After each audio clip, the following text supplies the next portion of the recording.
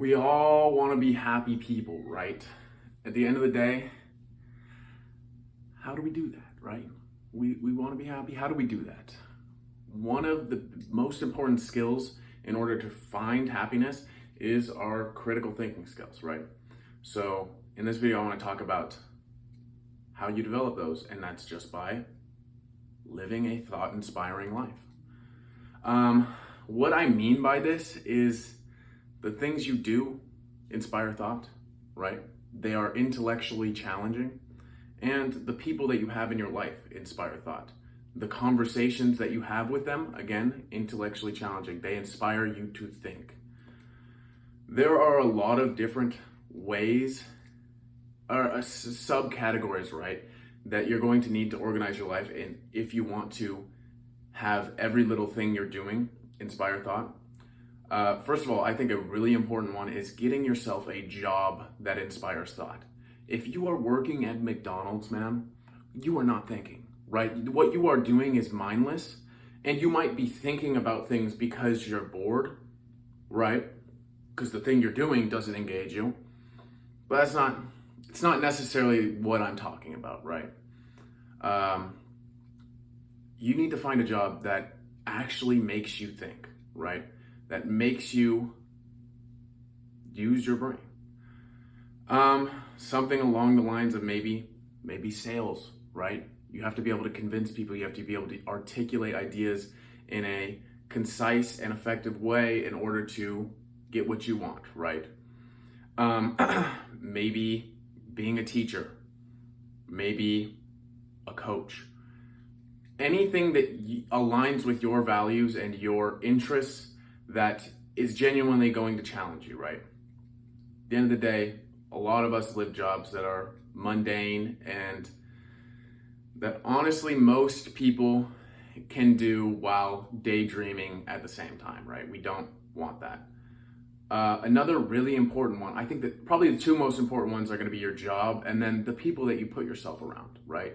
And part of the latter is based on the former, right? If you are putting yourself in a job where you don't have to think much in order to do it, you're going to be around people that they don't think very much, right? They don't think critically very much, and then you're not going to be very inspired to think by those people.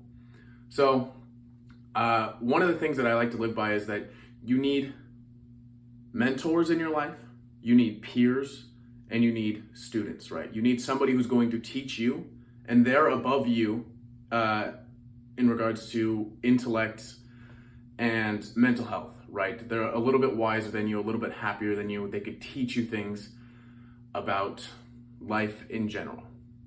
Peers, second one, would be people on your level, right? People you can communicate with, and it feels like almost to a certain extent you are talking to a different representation of yourself, an equal, intellectually speaking. And then somebody that you can teach, right? While you might think, or you might be inclined to think that it's a waste of your time because you're not, the things that you're teaching are things that you've known for however long, but you learn more about the things that you teach when you're forced to teach them, right? When you are inspired to think about it in more depth. Right now I'm a wrestling coach. I started this maybe a month and a half ago, and it is really making me think about what makes a good wrestler, what makes this move work, what makes that move work, right? While I can perform it and have been able to perform these moves for years, there was really no reason for me to think about it in depth. And since thinking about it in depth, my technique has improved significantly, right? And this can happen just from having students in general, whether that is somebody that you're teaching about mental health or somebody you're teaching in a skill like I've been doing with wrestling or whatever else it may be, right? We need somebody who's teaching us, a mentor, somebody on our level, and somebody who needs to be taught something, right? All of these different people will inspire thought.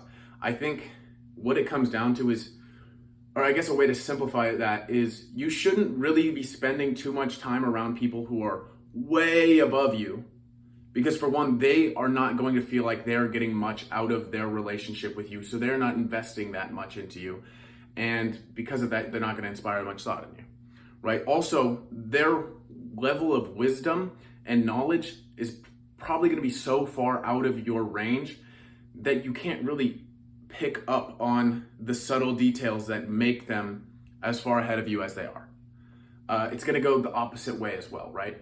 Someone who is so far ahead of you is not teaching you for a reason, and you shouldn't really be focusing so much on teaching people that are so far below you, right? After a certain extent, the words that you use are going to go over their head. The things that you have to teach are going to go over their head unless you slow yourself down so much that you aren't really getting much out of it, right? At the end of the day, when we're working with students, right, or people that we want to help, the main thing is that we're helping them, right? We want to make them better, but we also want to make ourselves better, right? And we have only so much time and energy within our lifetime. And at least for me, my goal is to put as much good into the universe as possible. And I believe that I am slowing myself down if I am investing a certain amount of energy into people that just are, trying not to sound arrogant, but just below me in intelligence or their mental health experience or whatever it is, right? Whatever it is that we're working with. But again, it's just that range, right? If you find out where you are, you should be in the middle. Work with people that are this high of a level, right? That would be your mentors, and people that are that low, but you're right about in the middle of there. People that are too far advanced aren't going to inspire much thought because you don't really understand what they're doing and why it works so well. And then people below a certain level, you're not going to really get much out of it because you're teaching them things that, well, you are going to feel like, well, man, you should already know this, right? This is simple. And again, not to sound arrogant, but I'm probably being a little bit arrogant. Regardless, again, want to find a job that inspires thought, find people in our lives that inspire thought, hobbies that inspire thought. So that would be something creative, right? Maybe you make music, maybe you draw, maybe you write, paint, whatever. That's going to be a hobby that inspires thought, right? But also hobbies that include levels of technique, right? You need to have a certain level of technique for it to feel worthwhile, right? It inspires you to think because it's hard to do. It's just difficult. Things along those lines, right? I'm not really going to go too in depth with that, but I also really believe, and I've found it to be very important for me recently, is that you need to find a way to work out and get good exercise that also inspires your thought. I mean, for the longest time, I've been lifting for 10 years, right? I've also been doing other things at the same time, like wrestling, jiu-jitsu, skateboarding, etc. But when there are periods in my life where my only form of exercise is lifting weights, that's when I'm at my lowest intellectually, right? And honestly, lowest in happiness. Because there's not much technique to it. There's not much thinking that goes into it. You kind of just, it's the same thing as like working a job at McDonald's, right? You're thinking about other things while you're doing it because the actual activity doesn't really engage you or stimulate the mind. And not to say that there's no technique while lifting, but you're going to learn more from a workout like a wrestling practice or jiu-jitsu or skateboarding or rock climbing or yoga or calisthenics. My point here isn't to bash weightlifting, but it is to inspire you to think more about what your choice of exercise is, right? There are ways that you can exercise the body and the mind at the same time, and there are ways that you can exercise just the body.